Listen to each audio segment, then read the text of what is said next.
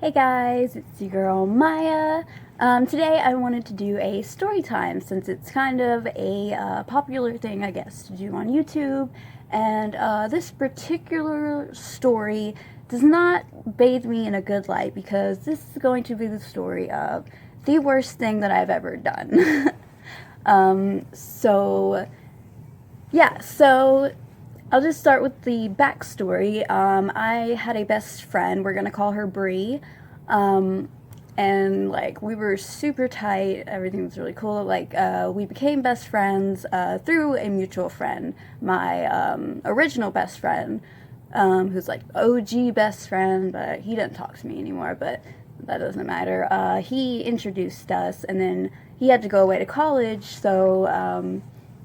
Bree said to me, she was like, just because Evan's going away, I don't want us to stop hanging out. So we became best friends, and it was pretty cool. Over the course of our friendship, I started to notice things about her.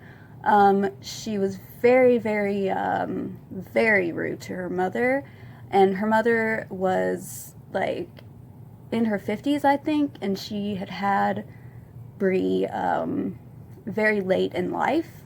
It was an unplanned pregnancy, and she was physically disabled because of the birth.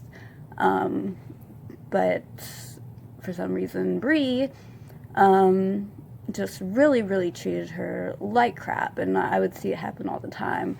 And I couldn't really do anything about it, that's not my place or anything. So yeah, I just, you know, things started happening. And then, I guess this is where I get into the story. She had a boyfriend. I'm going to call him Joe. And, well, one night, we were staying in a hotel, all three of us, smoking and drinking and snorting Roxy's. And Bree went to sleep, and me and Joe were awake, and we were just sitting and talking, and like I got this feeling from him that he had feelings for me, and I was correct about it. What really made it really obvious to me was they had been dating before, and he was like trying to convince her, let's have a threesome, maybe you'll feel comfortable doing it with Maya. And she wasn't comfortable with it, obviously. And then they broke up, and then they got back together. He didn't say anything about it, and then I came to hang out with them both, and almost immediately after hanging out with them, he mentioned the threesome to her again. So I kind of got a feeling. So that night when she was sleeping, it was kind of like unspoken that we kind of liked each other. And really, honestly, like I did have feelings for him, but at this point, Bree was starting to actually go off her rocker. Like, I'm almost positive that she was on some hard drugs. She was hanging out with someone that did hard drugs, and she was also cheating on Joe.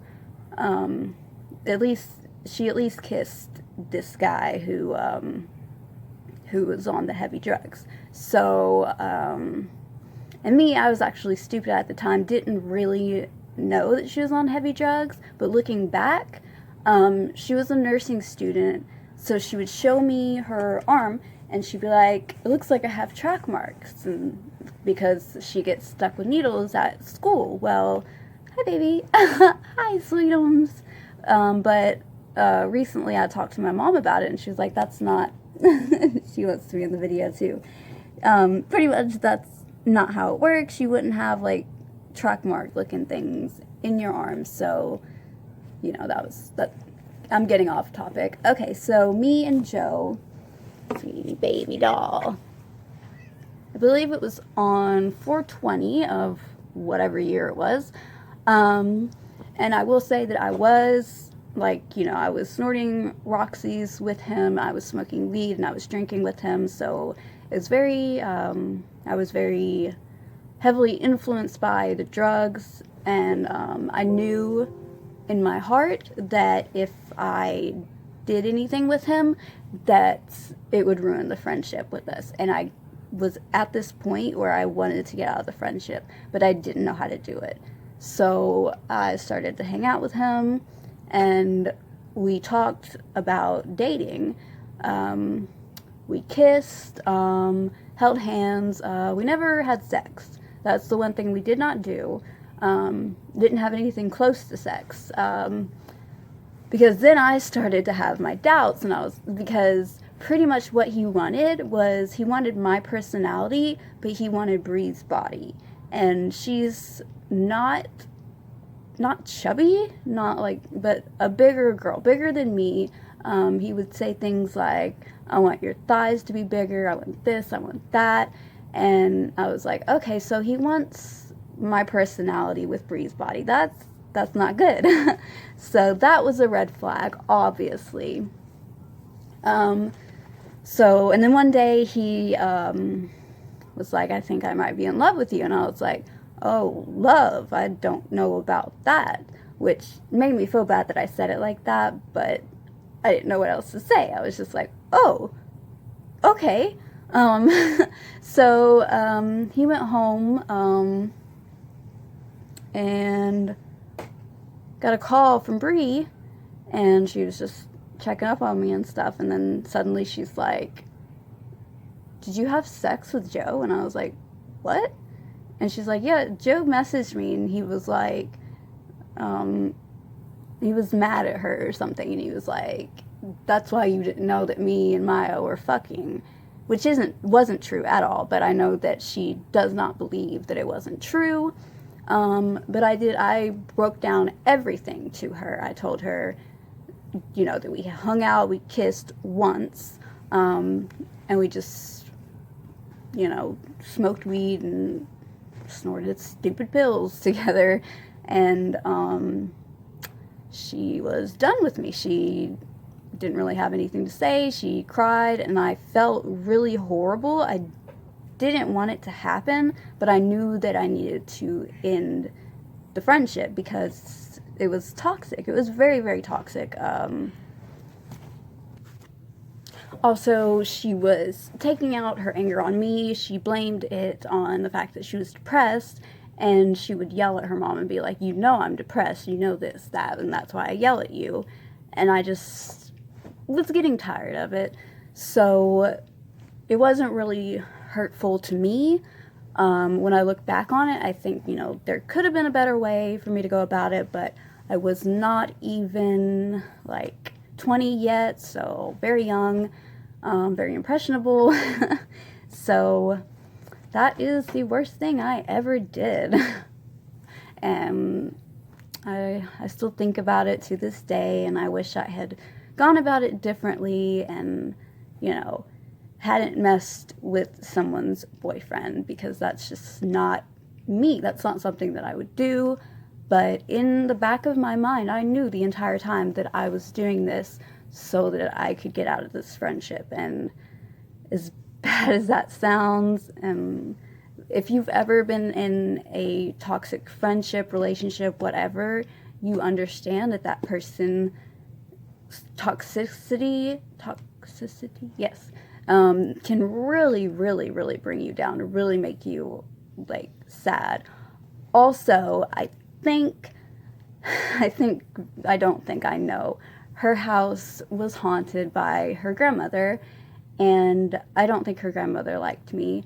Every time I went to the house, I would be sick, I would have headaches, I would just all around not feel good, like, emotionally, and so, but she always wanted me to come to the house, so I was kind of suffering a lot at her house. I wasn't able to sleep, and there was a couch that I would sleep on. By the time I would be asleep, her mom would wake up, and her mom would automatically think that I was lazy and that all I did was sleep, even though the night before, I didn't sleep at all because I was up feeling sick and with a headache. So, you know, that was also another thing. Just the house itself was a toxic place for me to be. And yeah, it was a toxic friendship, and I needed to get out of it. And I was, I had the brain of a child. I pretty much still have the brain of a child, but I didn't know how else to go about it. So I took the opportunity when it came to me. And I'm not proud of it. I'm not like stuck on it. I think about it sometimes, but I don't regret it. Just I don't really regret things. I just kind of wish maybe I did things a little differently. Like maybe I should have talked to Bree and told her, but I don't think that would have worked out because she wasn't a very understanding person, and I was her only, well, no, I wasn't her only friend at the time. Well, yes, actually, I was her only friend at the time because she had another best friend that was getting tired of her shit as well. But, yeah. So that's the worst thing I've ever done in my life. And I hope you enjoyed watching me talk about what an asshole I used to be, or that I can be. Oh, I can still be an asshole. But, yeah. See you guys later. Bye.